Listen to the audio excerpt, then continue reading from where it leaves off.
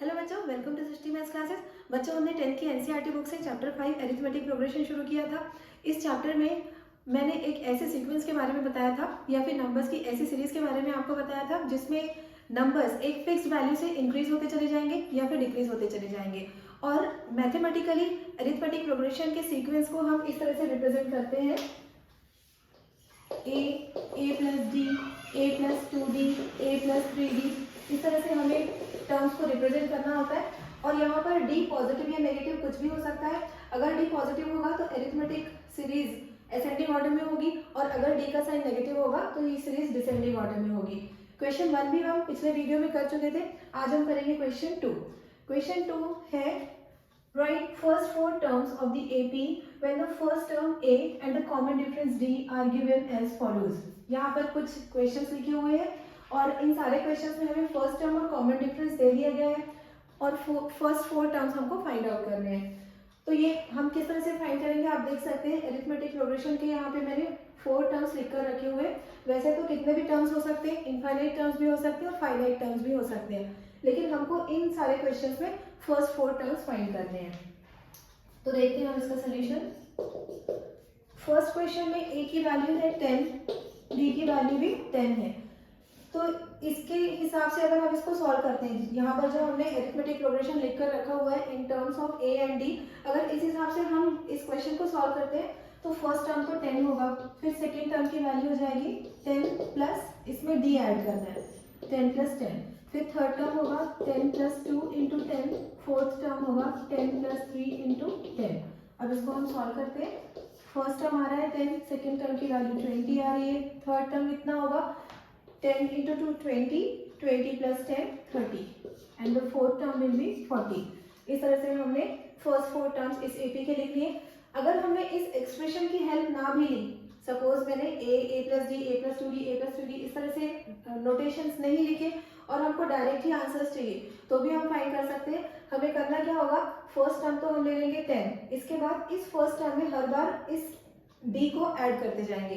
तो 10 में एक बार 10 ऐड किया तो 20 आ गया, अगेन 20 में 10 ऐड कर लिया तो 30 आ गया, फिर 30 में 10 ऐड कर लिया तो 40 आ गया। इस तरह से भी हम टर्म्स एपी के फाइंड कर सकते हैं। फिर हमारा सेकेंड क्वेश्चन है जिसमें a की वैल्यू -2 और d की वैल्यू है 0। a is -2, d is 0।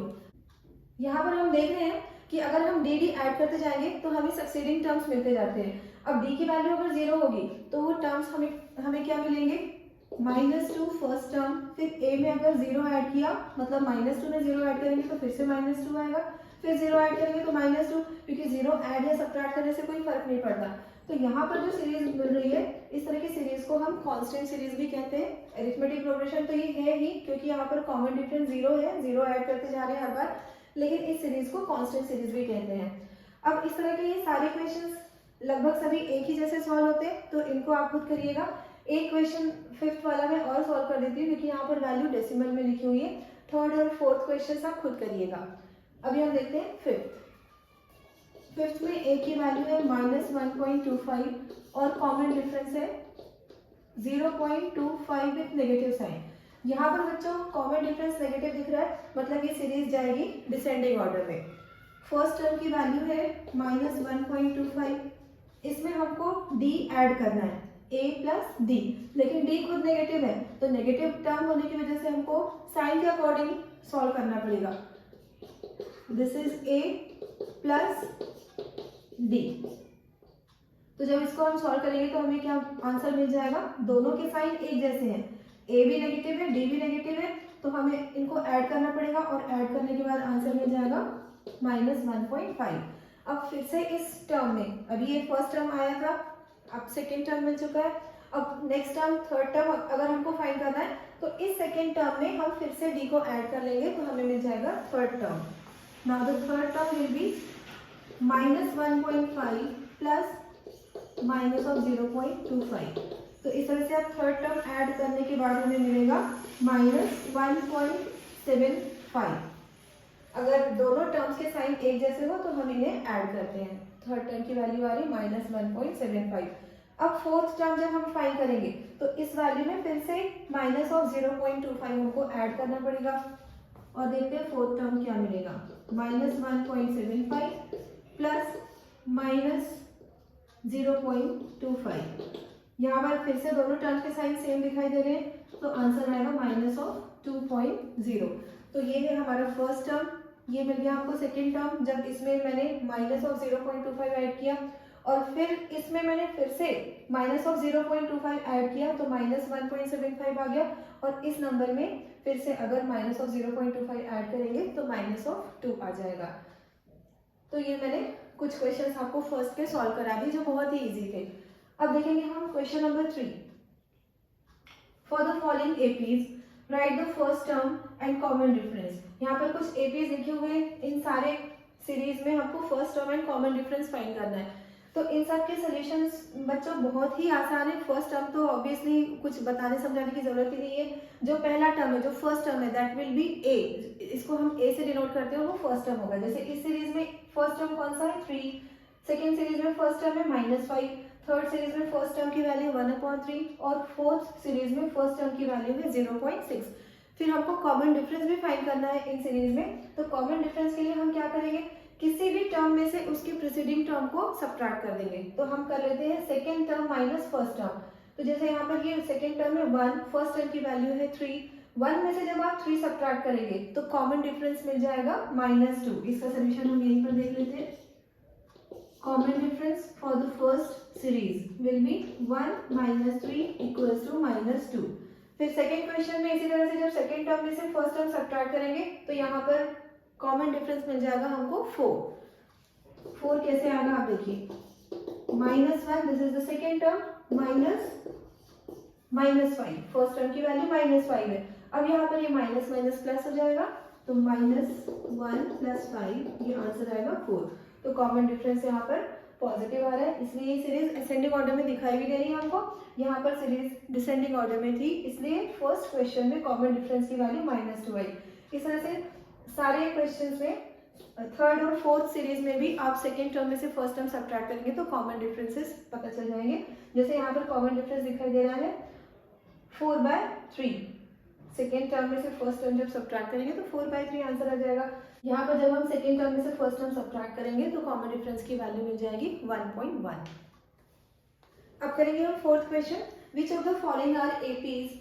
If they form an AP, then find the common difference and write 3 more terms। यहाँ पर बहुत सारी सीरीज दी हुई है बच्चों, 15 सीरीज दी हुई है, और उन सारी सीरीज के लिए हमें चेक करना है कि वो अरिथमेटिक प्रोग्रेशंस है या नहीं है।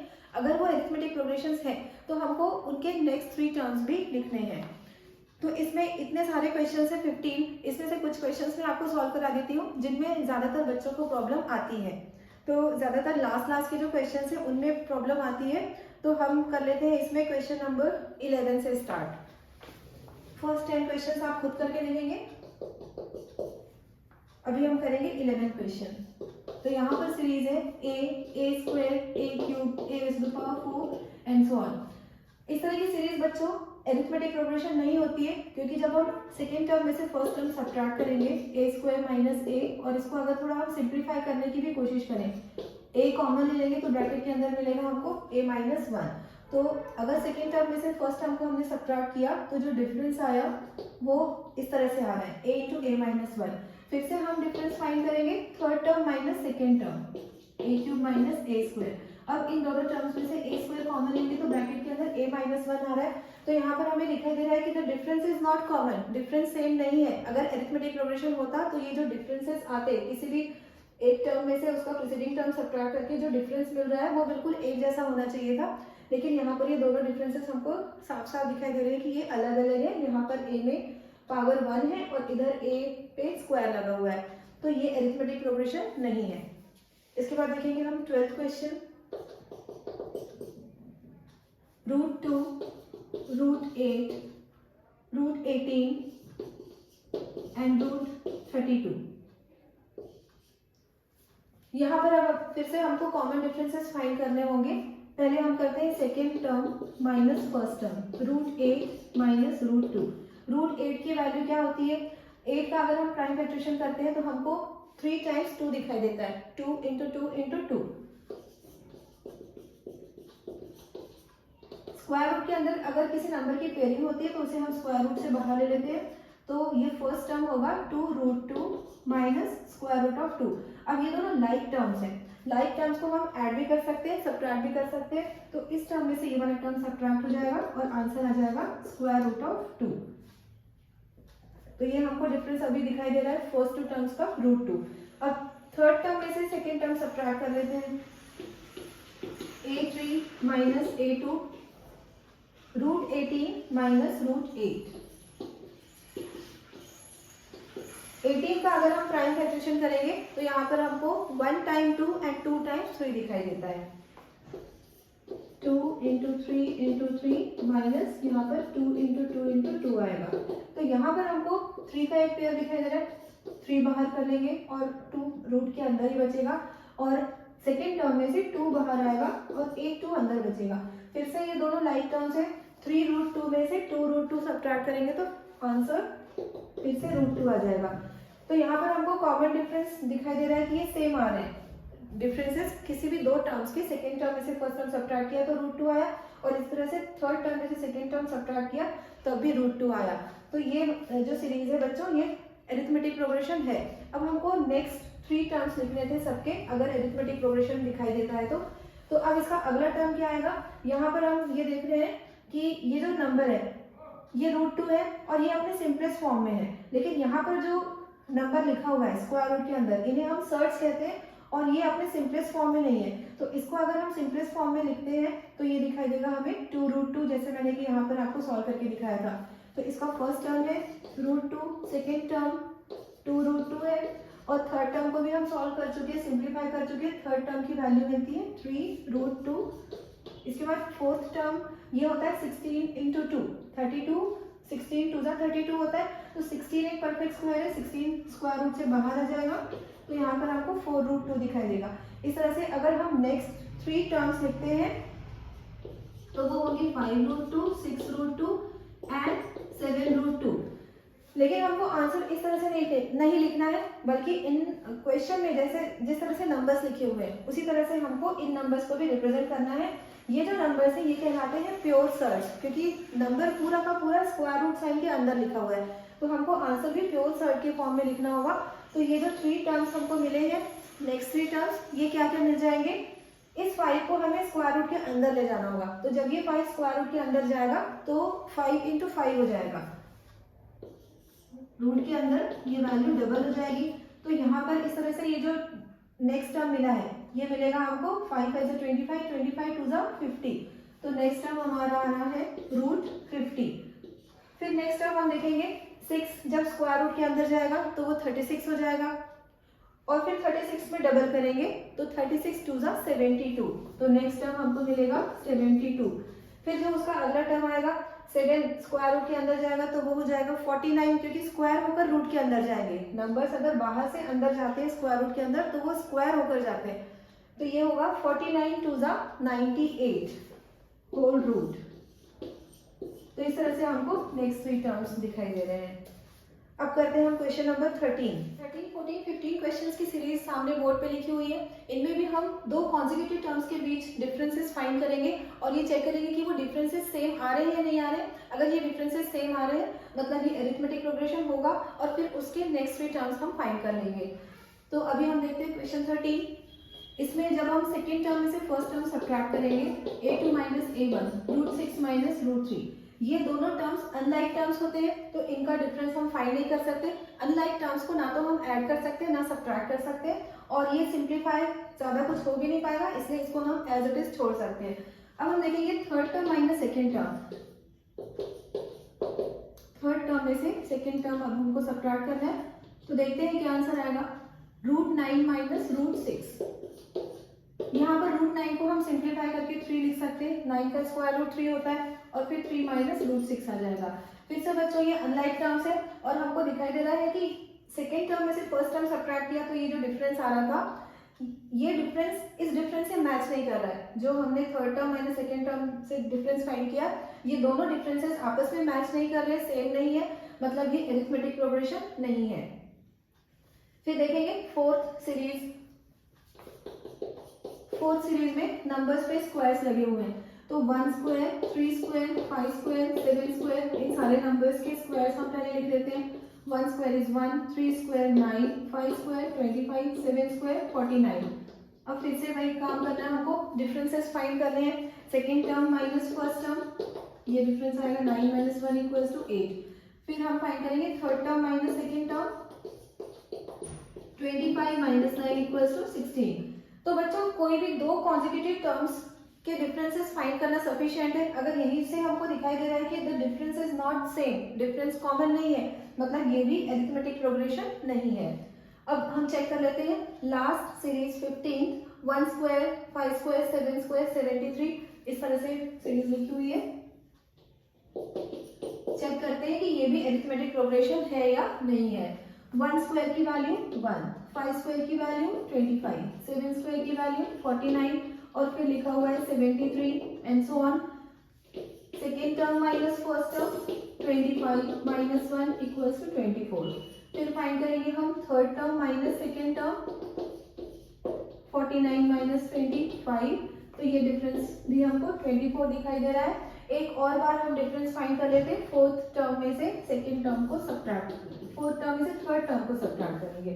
a4 माइनस a3, 73 माइनस 49, तो ये 13 माइनस 9 4 हो जाएगा। फिर 6 माइनस 4 2, तो हर बार यहाँ पर हमको डिफरेंस सेम दिखाई दे रहा है, 24 24 24 कॉमन डिफरेंस आ रहा है, इसलिए ये अरिथमेटिक प्रोग्रेशन है। अब यहाँ भी हमको नेक्स्ट 3 टर्म्स फाइंड करने हैं। अगर किसी भी क्वेश्चन में अरिथमेटिक प्रोग्रेशन निकल रहा है तो इस क्वेश्चन में लिखा हुआ था कि हमको नेक्स्ट 3 टर्म्स फाइंड आउट करने हैं।